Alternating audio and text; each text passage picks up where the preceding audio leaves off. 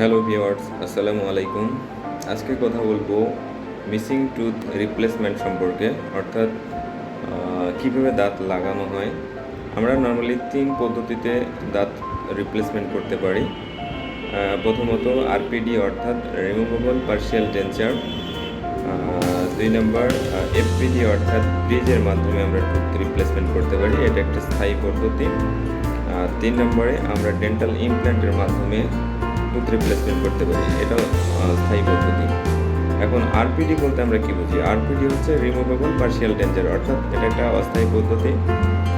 এটাতে মূলত দাঁতটাকে খোলা লাগা করা যায়, অর্থাৎ আপনি প্রয়োজন মতো এটাকে খুলতে পারবেন, আবার লাগাতে পারবেন।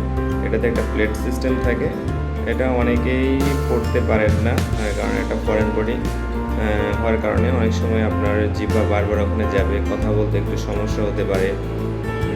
কিন্তু আপনি রেগুলার পড়লে এটা আবার আস্তে আস্তে অভ্যস্ত হয়ে যায়। এটা দেখতে অনেকটা ন্যাচারাল টুথের মতোই দেখাবে, মানুষ বুঝতে পারবে না আপনি দাঁত পড়ে আছেন আপনি যতক্ষণ না এটা খুলবেন।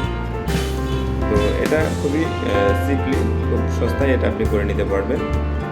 এটাতে শক্ত খাবারগুলো আপনাকে অ্যাভয়েড করতে হবে, নর্মাল ন্যাচারাল সব খাবারই আপনি মোটামুটি খেতে পারবেন।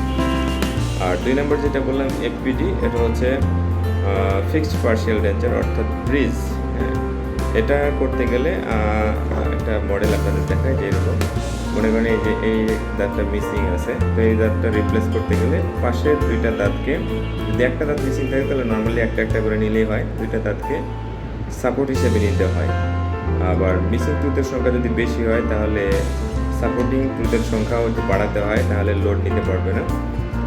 এভাবে একটা দাঁত মিসিং থাকলে পাশের 2টা দাঁতকে আমরা রুট ক্যানেল ট্রিটমেন্টের মাধ্যমে চিকিৎসা করে নিয়ে এরপরে 3টা দাঁত অর্থাৎ পাশের 2টা সাপোর্ট এবং মাঝখানে মিসিং থেকে 3টা দাঁতের ব্রিজ করা হয়। এটা একটা ফিক্সড পদ্ধতি এবং এটার মাধ্যমে আপনি নর্মালি সব কিছুই খেতে পারবেন এবং এটা খুলতে হয় না, এটা স্থায়ী একটি পদ্ধতি। এরপরে আমরা যেটা বললাম যে ডেন্টাল ইমপ্ল্যান্ট, এটা করতে গেলে আপনার মিসিং টুথ জায়গায় ওটা বসানো হয়, এটার জন্য পাশের কোনো দাঁতের সাপোর্টের প্রয়োজন হয় না। এটা সবচেয়ে লেটেস্ট ট্রিটমেন্ট।